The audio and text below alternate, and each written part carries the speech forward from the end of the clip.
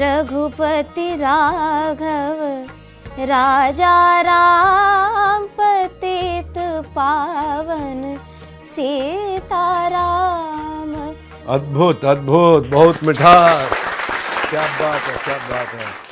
अमृत है हरि नाम जगत में, अमृत है हरि नाम जगत में, इसे छोड़ विषय विष पीना क्या, हरि नाम नहीं तो जीना क्या।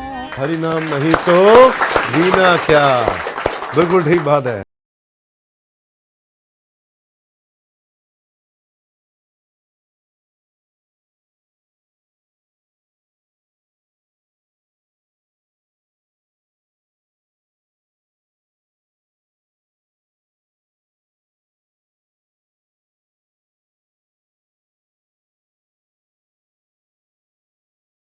अद्भुत अद्भुत, जबरदस्त, सुंदर, बहुत सुंदर।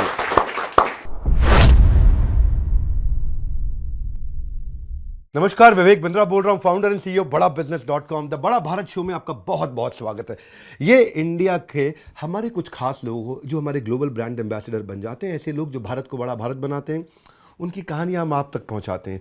तो आज की मेहमान कौन है? आज के जो मेहमान है, माँ सरस्वती का इनके पास एक वरदान है।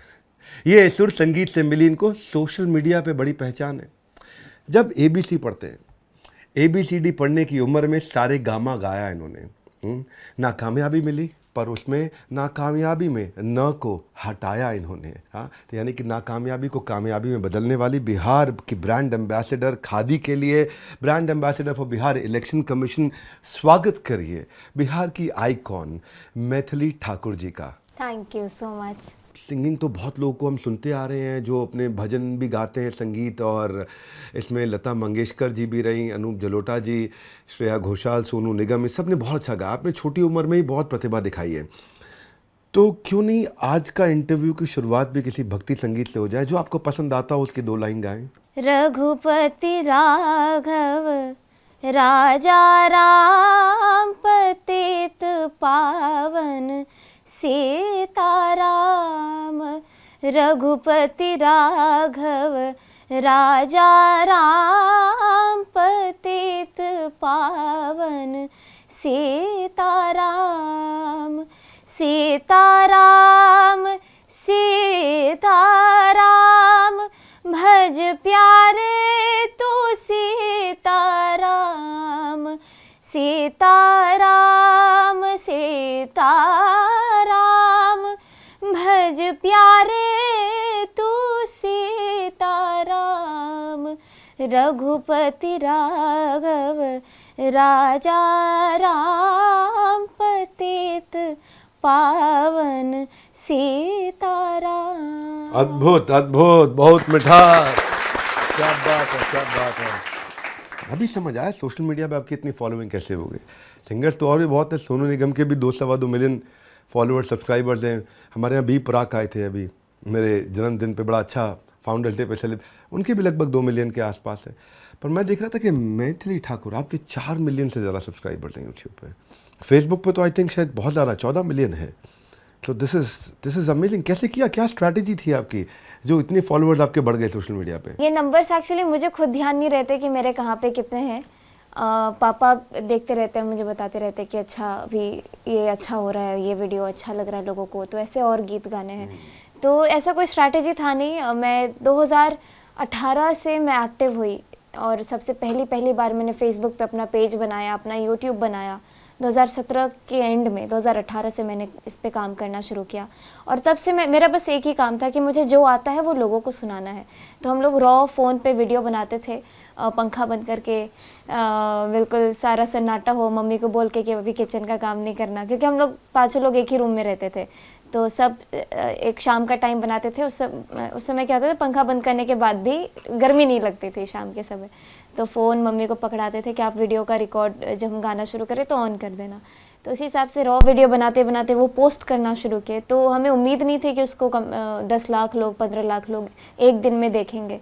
फिर धीरे धीरे करते गए, जैसे जैसे हमारे पास थोड़े थोड़े फंड आने शुरू हुए तो उसको हमने लगाना शुरू किया, अच्छे क्वालिटी में बनाना शुरू किया। माता पिता ने आपको बहुत सपोर्ट किया, हाँ? उन्हीं के सपोर्ट से ही सब कुछ हो पाया। वो छोटी उम्र में, मतलब जिस समय बड़ा टेंशन रहता है कि उस समय मुझे लगता है कि उनका आपको काफ़ी सपोर्ट रहा कि पढ़ाई हो रही है ठीक, नहीं हो रही है ठीक, म्यूज़िक की पढ़ाई पूरी करते रहो, ऐसा मुझे कोई बताया, क्या ये बात ठीक है? पढ़ाई से पापा को उतना वो नहीं था कि तुमको इतना स्कोर करना ही है, क्योंकि पापा को ये था कि म्यूज़िक ही करना है। बाकी पढ़ने का मन हो तो ठीक है, तुम बोलोगे पढ़ने का मन है तो एडमिशन करा देंगे, पढ़ाई कर लेना, लेकिन करना तो यही है। तो इस तरीके से हमको भी काफ़ी एश्योरिटी थी कि पापा कभी डांटेंगे नहीं, लेकिन मन में ये भी था कि जब स्कूल जा ही रहे हैं और जब हमें अपॉर्चुनिटी मिल ही रहा है तो क्यों ना अच्छे से पढ़े। तो आपने क ख ग भी अच्छे से पढ़ा, सारे गा मा पा भी अच्छे से पढ़ा, दोनों पे ध्यान लगा। पर लेकिन कमाल की बात है, जब आप पहली बार स्कूल गई तो मैंने सुना सीधा 6 स्टैंडर्ड में गई थी आप। हाँ, मैं 5वीं में पहले गई थी ताकि मुझे वो टीसी मिल जाए, ताकि मैं 6ठी में एडमिशन ले पाऊँ। तो बाकी पढ़ाई घर पे हुई थी? हाँ, उससे पहले मैं घर पे ही पढ़ रही थी, होम स्कूलिंग। हाँ, और जब मैं नई नई दिल्ली आई थी, शायद मैं 6.5 साल की थी, तब मैंने 5वीं में एडमिशन लिया था। तब वो एबिलिटी टेस्ट के हिसाब से, तो स्कूल में सिर्फ 5th तक ही था, तो उन्होंने मुझे 5th में लिया था। मैं मैथ्स में स्ट्रांग थी उस समय। क्या होता था कि हमारे यहाँ के लोग मैथ्स ही को और इंग्लिश को, ग्रामर को ही पढ़ाई मानते हैं। जितने बिहार के लोग हैं मोस्टली ऐसा ही है कि अगर मैथ्स और इंग्लिश सध गया तब तो सब कुछ अपने हाथ की बात है। तो मैं उस समय भी 6.5-7 साल की थी और 8वीं के अलजेब्रा स्पेशली बहुत प्रैक्टिस करवाते थे, तो वो मैं करके मैंने एडमिशन ले लिया 5वीं में। 5वीं तो बीत गई, फिर मुझे 5 साल का गैप लेना पड़ा कि अब 6ठी में जाऊँ तो मैं उस लेवल की हो जाऊँ, उस एज की हो जाऊँ, ताकि अब मैं 6ठी में एडमिशन ले पाऊँ। तो 6ठी से मेरी रेगुलर पढ़ाई शुरू हुई। तो मैंने सुना जब 6ठी में गए तो आपने सबको 6ठी का दूध याद दिला दिया? नहीं नहीं नहीं, 6ठी में गड़बड़ हुआ था मेरे साथ।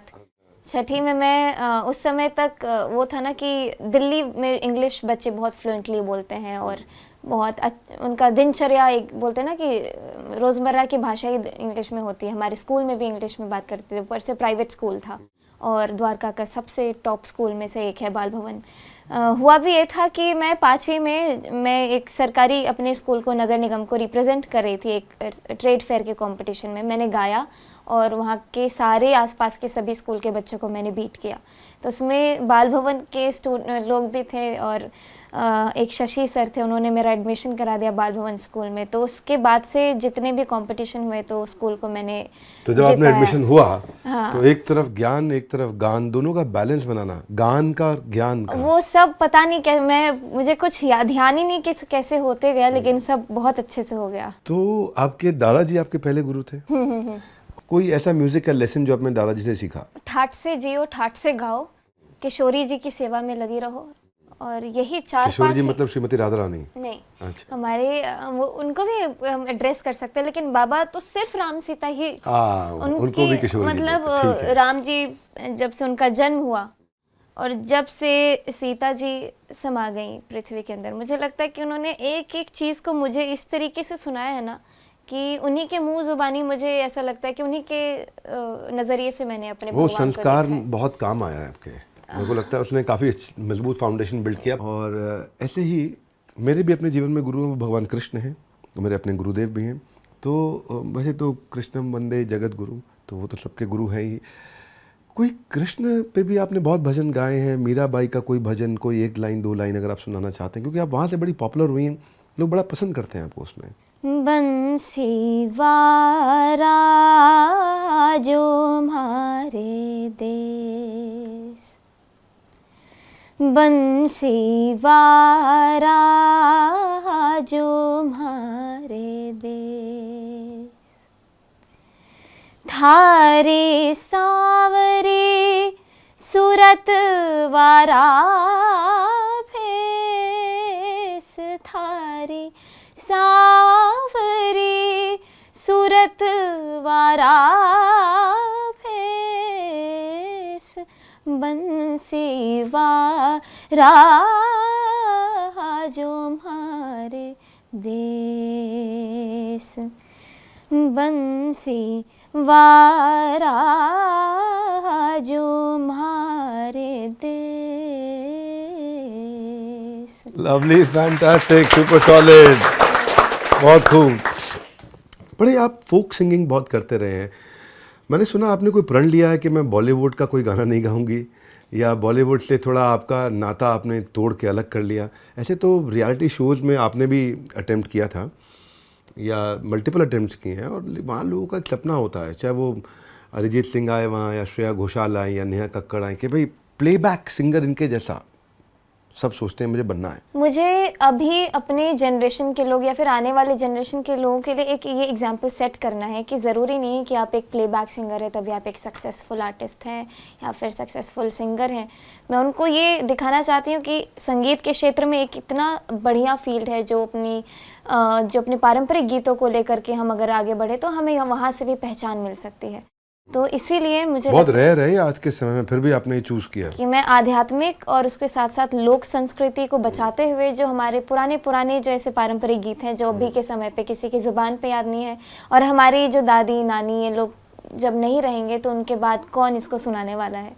तो मैं इसको लेकर के आगे बढ़ना चाहती हूँ ताकि हमारे आने वाले जनरेशन भी ये वाले गाने सुन सके। आज आप पॉपुलर है, मैंने सुना एक दफ़ा कि आप कुछ रियलिटी शोज जो होते हैं अपने लिटिल चैम्प्स या इंडियन आइडल, राइजिंग स्टार, उन सब में अटेम्प्ट किया, फेलियर भी मिले। कई लोग आते हैं इनमें सक्सेस भी हो जाते हैं तो भी रेलेवेंट नहीं रह पाते। आप रेलेवेंट भी बने रहे पिछले कुछ सालों में, मैंने देखा पिछले 5-7 सालों में, क्योंकि आपके फेसबुक आई थिंक 12-15 मिलियन अगर फॉलोअर हो गए या उससे ज़्यादा हो रहे हैं, तो इसमें आपकी रेलेवेंस का बहुत काम रहा। आपने सोशल मीडिया पे मिलने से पहले, मैं आप लोग को बता रही थी कि मैं खुद ही एडिट भी कर लेती हूँ, खुद ही वीडियो बना लेती हूँ, घर पे खुद सब कर लेती हूँ। आपको क्या लगता है रेलेवेंस आपने कैसे बना के रखा? क्या था ऐसा जो लगा कि यार नहीं, मेरे को गुम नहीं होना है बिल्कुल भी, मैं यहाँ हार गई, लिटिल चैम्प, इंडियन आइडल या कुछ भी जितने भी हैं, मेरे को आगे बढ़ने का है? क्या विचार था वो? मुझे ये लगता है रियलिटी शो का बहुत बड़ा योगदान रहा। मुझे लोगों तक पहुंचाने में एक बहुत बड़ा बूस्ट मिला मुझे। हार जाने के बाद, हारने के बाद भी जीतने के बाद मेरा प्रेजेंस ही काफ़ी था। मुझे ऐसा लगता है मुझे लोगों ने देखा, मुझे बस ये था कि लोग मुझे देखें एक बार, चाहे मैं हारूं या जीतूं, लेकिन एक अपनी छाप लोगों के मन पे छोड़ के जाऊं कि सबको याद रहे कि अरे मैथिली नाम की लड़की थी और अच्छा गाती थी। उसके बाद क्या होता है कि कई सारे मैं खुद कहीं ना कहीं उसमें फंसते बची हूँ।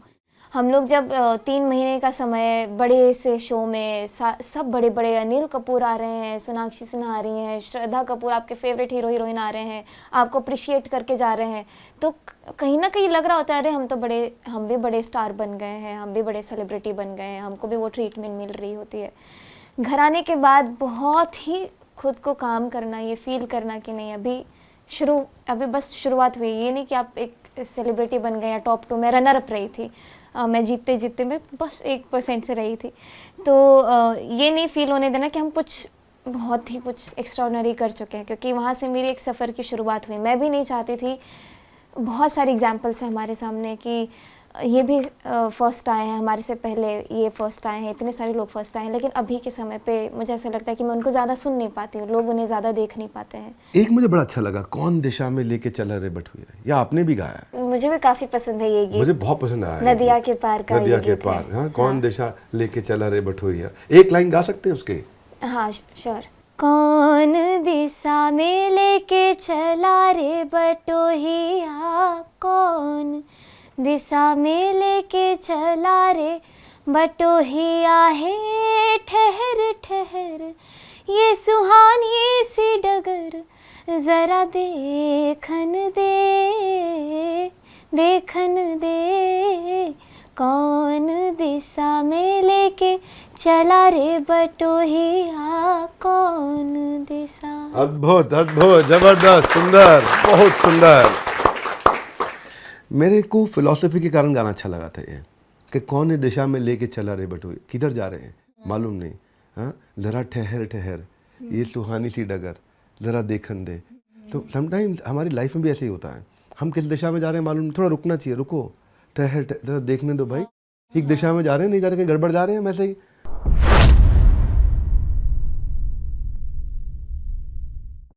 आजकल एक आ गया सिस्टम, उसको बोलते हैं ऑटो ट्यून।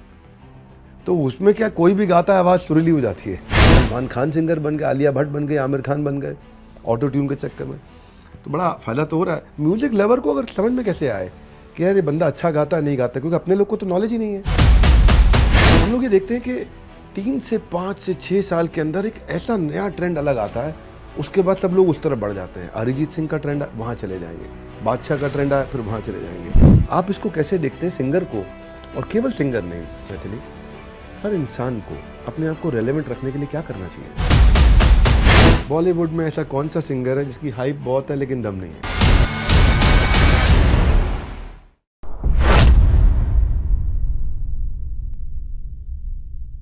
तो एक तो अनूप जलोटा जी हैं जिनको भजन सम्राट कहा जाता है, लेकिन जब आपकी बात होती है तो दिमाग में ना रामायण, सीताराम, राम का वनवास, ये सब बहुत आता है नेचुरली, या शायद मैंने स्पेसिफिकली, मुझे जानकारी आपके विषय में उस दृष्टिकोण से है, आपकी यूएसपी भी है।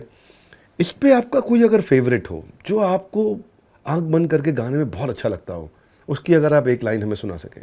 अमृत है हरि नाम जगत में, अमृत है हरि नाम जगत में, इसे छोड़ विषय विष पीना क्या, हरि नाम नहीं तो जीना क्या, हरि नाम नहीं तो जीना क्या। अमृत है हरि नाम जगत में, अमृत है हरि नाम जगत, इसे छोड़ विषय विष पीना क्या, हरि नाम नहीं तो जीना क्या, हरि नाम नहीं तो जीना। बहुत सुंदर, हरि नाम नहीं तो जीना क्या, बिल्कुल ठीक बात है। हरेर नाम हरेर नाम हरेर नाम एव केवलम, कि हरि का नाम, हरि का नाम, हरि का नाम ही एक। कलो ना अस्त्येव ना अस्त्येव ना अस्त्येव गतिरन्यथा, कलयुग में इसके अलावा कहीं गति नहीं मिल सकती। तो हरि का नाम नहीं तो जीना क्या। 2 भाई भी आपके साथ में रहते हैं? हम तीनों एक साथ ही रहते हैं। क्या बढ़िया तबला बजाते हैं, क्या नाम है उनका भाई का? ऋषभ ठाकुर, और जो मेरे साथ गाते हैं वो अयाची ठाकुर। तीनों साथ में मिल करके ऐसा अलग कॉम्बिनेशन बना दिया कि इस समय देश आज आपके इतने भजन सुन रहा है। विजन क्या है आगे आपका, क्या करना चाहती है मैथिली? मैं लोगों के लिए एक, मतलब मुझे ये नहीं मालूम, क्योंकि मैंने अपने से पहले शायद मैं जो करना चाह रही हूँ अभी उसमें मुझे ऐसा नहीं लगता कि कोई है जिनको देख के मैं आगे बढ़ रही हूँ अभी। आपका हमारा इंडस्ट्री अलग है, पर हमारा वीडियो तो नहीं देखा होगा आपने यूट्यूब में? हमने देखा, आपके कई सारे वीडियोस देखे। जब मैं पता चला हम आपके पास आ रहे हैं तो वैसे पापा बहुत सोचते हैं कि हम कहाँ जा रहे हैं, या छोड़ देते हैं अभी इस दिन तो तुम खुद रिकॉर्ड कर लेना ऐसा। लेकिन जब आपकी बात हुई ना कि विवेक सर बुला रहे हैं, तो मैंने ही पापा को बोला, पापा हमको जाना है, मुझे बहुत पसंद है इनके वीडियोस ऐसा। नहीं, thank you very much. And मुझे लगता है आप सबको बहुत पसंद आ रहा होगा आज मैथिली जी से मिल करके। वैसे ना अभी पीछे मैंने देखा कि टेक्नोलॉजी काफ़ी आ गई है। आपने घर पे मैनुअली शुरुआत करी और सब कुछ मैनुअल आपने करते करते करते इतना ग्रोथ लिया। आजकल एक आ गया सिस्टम, इसको बोलते हैं ऑटो ट्यून। तो उसमें क्या कोई भी गाता है, आवाज़ सुरीली हो जाती है। उसमें मैं तो बिल्कुल नहीं गाता अपनी ज़िंदगी में, मेरी आवाज़ इतनी ख़राब है, लेकिन मैं भी गाऊँ तो लगेगा वो बात बन गई। हाँ, सलमान खान सिंगर बन गए, आलिया भट्ट बन गए, आमिर खान बन गए ऑटो ट्यून के चक्कर में। तो बड़ा फ़ायदा तो हो रहा है। म्यूज़िक लवर को अगर समझ में कैसे आए कि यार ये बंदा अच्छा गाता है नहीं गाता, क्योंकि अपने लोग को तो नॉलेज ही नहीं है। अभी सबको सब आता है समझ में। अभी के समय पे सब इतने अवेयर हैं हर एक फील्ड में। इवन मैं अपना एक इंसिडेंट बताऊं कि एक रियलिटी शो पे मैं बहुत डिलीजेंटली पहले देखा करती थी। हर रियलिटी शो में हर कंटेस्टेंट को बहुत गौर से देखती थी। तो कई बार की बात है, मेरे कुछ फेवरेट जजेस हैं, मैं उनका रिमार्क बहुत अच्छे से सुनना पसंद करती हूँ। जैसे सोनू निगम जी हो गए, जावेद अली हो गए, मतलब बहुत ऑनेस्टली शंकर महादेवन जी हो गए। इन लोगों की बातें या फिर ये जो कंटेस्टेंट को जो समझा रहे होते हैं ना, तो उसमें मैं एज ए लिसनर जब सुनती हूँ तो मुझे भी काफ़ी कुछ सीखने को मिल जाता है कि इन्होंने जो बोला ये मैं खुद भी करूँगी। तो ऐसा कई बार हुआ कि वो कुछ बता रहे हैं ना कि तुम्हारा इस लाइन में यहाँ पे सुर बिखरा, फिर तुम ठीक हो गई। वो कंटेस्टेंट को ऐसा बता रहे हैं, मैं टीवी पे सुन रही हूँ, लेकिन मैं खुद सुन रही हूँ कि कंटेस्टेंट ने तो पूरा शुरू से लेकर लास्ट तक पूरा सुर में गाया। तो इतने बड़े आर्टिस्ट, इतने बड़े जज हैं, वो ऐसा क्यों बोल रहे हैं कि यहाँ पे ऑफ गया? और ऐसा मैंने 10-15 बार ऑब्जर्व किया कि ऐसा क्यों हो रहा है। तब मैं फिगर आउट कर पाई कि रियलिटी शोज़ में भी आजकल ऑटो ट्यून का इस्तेमाल हो रहा है, और ये काफ़ी ज़्यादा ही दिखता है कि किस प्रकार ऑटो ट्यून का बोलबाला है। हालांकि ये भी है कि ऑटो ट्यून में भी कई ज़्यादा वृद्धि हो रही है, उसमें भी टेक्निकल टीम इतनी ज़्यादा टेक्निक स्ट्रांग हो गई है कि वो पता भी नहीं चलता कि वो ऑटो ट्यून का इस्तेमाल हो रहा है। तो वही बात है, लता जी के समय में, आशा जी के समय में वो लोग को बस वो खड़े होकर के कहीं गा भी दे तो वही ऐसा लगता था कि अमृत घुल गया बिल्कुल। एब्सोल्युटली। अभी के समय पे गाने आते हैं और कुछ ही महीनों बाद वो गायब हो जाते हैं, महीने भी नहीं, अब तो मैं बोलूँगी हफ्ते में उसका ट्रेंड खत्म हो जाता है, वो गाने गायब हो जाते हैं। ट्रेंड्स बहुत तेजी से बदल रहे हैं, मैंने देखा है हर 3 से 5 साल में एक सिंगर का ट्रेंड पूरा बदल जाता है, पूरा लाइफ टाइम खत्म हो जाता है। हम हैरान हो रहे हैं। दलेर मेहंदी एक टाइम पे इतने पॉपुलर थे, मिक्का का अपना एक समय था, एक वो जो 4 बोतल वोडका हनी सिंह, एक उनका अपना एक समय था। मतलब स्पैन धीरे धीरे मुझे ऐसा लगता है कि वो कम होते जा रहा है एक आर्टिस्ट की लाइफ। कम हो रहा है, ये बहुत फ़र्क आ रहा है इसमें। और हम लोग ये देखते हैं कि 3 से 5 से 6 साल के अंदर एक ऐसा नया ट्रेंड अलग आता है, उसके बाद सब लोग उस तरफ बढ़ जाते हैं। अरिजीत सिंह का ट्रेंड वहाँ चले जाएंगे, बादशाह का ट्रेंड आया फिर वहाँ चले जाएंगे। फ़र्क आ रहा है पूरा, कंटिन्यूस 5, 7, 8, 10 गाने 15 गाने एक आदमी के हिट चलते हैं तो वो ट्रेंड सा बनने लग जाता है। आप इसको कैसे देखते हैं सिंगर को, और केवल सिंगर नहीं मैथिली, हर इंसान को अपने आप को रेलेवेंट रखने के लिए क्या करना चाहिए? अभी कंपटीशन इतना ज़्यादा बढ़ रहा है कि अगर आप जल्दी जल्दी शिफ्ट नहीं होंगे, ऐसा लग रहा है कि आप एक ही जगह पे खड़े हो गएंगे तो आपके आगे बहुत सारे लोग निकल जाएंगे। जैसे कि मुझे लगता है आप भी अपने इतने सारे शोज़ में, अपने इंटरव्यूज़ में, हर एक इंटरव्यू में आप कुछ नई नई चीज़ें लाते हैं ताकि इस बार अच्छा हो, इस बार और अच्छा हो, यही होता है। और मुझे लग रहा है कि बाकी सिंगर्स की बात अलग है, मेरा जोन बहुत ही कम्प्लीटली डिफरेंट है, तो मैं उनके बारे में कुछ टिप्पणी नहीं करूँगी। जिसके पास दम है, जिसके अंदर दम है, जो असली आर्टिस्ट है, जिसने सीख के गाया है, वो अभी भी सर्वाइव कर रहे हैं, चाहे वो कितने भी साल उनको इंडस्ट्री में बीत गए हों।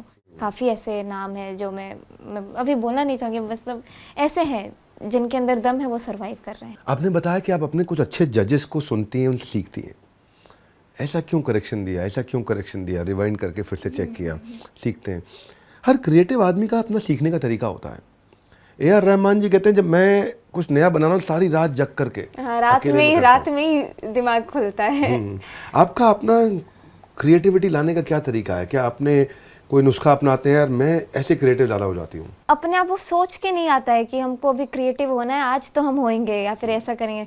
एकदम से ब्रश करते करते कुछ हिट हो जाता है, मम्मी के साथ कुछ हेल्प करते करते एकदम से दिमाग में कुछ हिट हो जाता है, अरे ये अच्छा लग रहा है। फिर अब वो कुछ अच्छा लगे तो उसको दोहराते गए, दिन भर में 50 बार दोहरा दिया, फिर कुछ नया अच्छा बन के आ गया। या फिर मुझे मेरी क्या आदत है, मैं जिस चीज़ पे काम कर रही हूँ, मुझे चाहे वो भाषा आती हो या नहीं आती हो, लेकिन उस भाषा के कम से कम 150 गीत तो मैंने सुने ही होंगे। ये बहुत बड़ी चीज़ है। मुझे वो भाषा आती हो ना आती हो, 150 गीत भी सुने और गा भी दिए। मैं ये देख रहा था हिंदी में, बंगाली में, मैथिली में, उर्दू में, मराठी में, भोजपुरी में, पंजाबी में, तमिल, इंग्लिश, कितना कुछ गाया आपने। ये कैसे कर लिया? मुझे एकदम से कुछ पसंद आ जाता है। जैसे गढ़वाल के जो लोग हैं, अपने पहाड़ के जो लोग हैं, उनके लोकगीत का एक अलग ही टेस्ट है। वो सुनते गई, मैंने एक गीत सुना, मुझे इतना अच्छा लगा कि और 4-5 सुन लिया। फिर और मैं 1 महीने तक सिर्फ मांगल गीत ही सुनते रह गई। उनका हल्दी हाथ का गीत होता है, वो सुनते रह गए। फिर मुझे लगा ही नहीं कि ये भाषा मुझे आती नहीं है। एक दिन गाने बैठी और रिकॉर्ड कर लिया बस। ऐसे तो कहा था म्यूजिक हैज़ नो बाउंड्रीज, और आपने करके भी दिखाया। बहुत मुश्किल होता है ये, लेकिन अब क्या है, मुझे लगता है कि पहले आप म्यूज़िक में चले जाते हैं, फिर म्यूज़िक आप में चला जाता है, उसके बाद म्यूज़िक बाहर निकल के आ जाता है। आई डोंट नो कैसे हो जाता है। तो मैं ये आपके कुछ ये शारदा सिन्हा जी, मालिनी अवस्थी जी के बाद छठ पर्व पे आपने भी कुछ काम किया, आपके गाने सुने जाते हैं।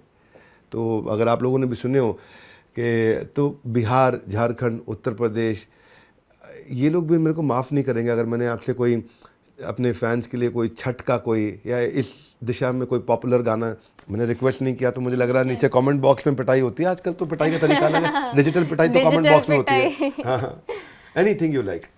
हाँ, मेरा भी वैसे छठ का गीत है, लेकिन मेरा जो पसंदीदा छठ का गीत है, जो बचपन से सुनते आ रही हूँ, वो सुनाऊंगी मैं।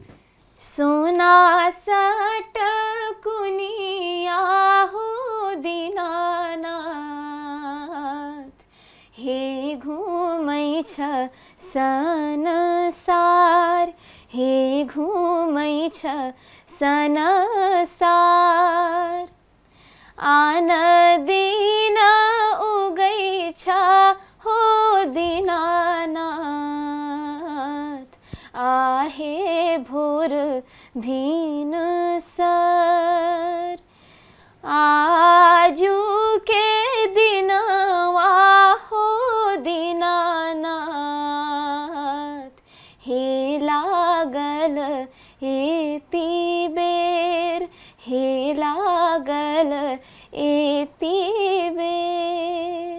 अद्भुत, बहुत सुंदर, बहुत खूब। आपने गाया, मुझको अच्छा लगा, और सोशल मीडिया की टीम बोले कि डिजिटल पिटाई से बचा लिया आपने हमारे को। बॉलीवुड में ऐसा कौन सा सिंगर है जिसकी हाइप बहुत है लेकिन दम नहीं है? इसका तो देना पड़ेगा आंसर। नहीं, पिटवाएंगे आप।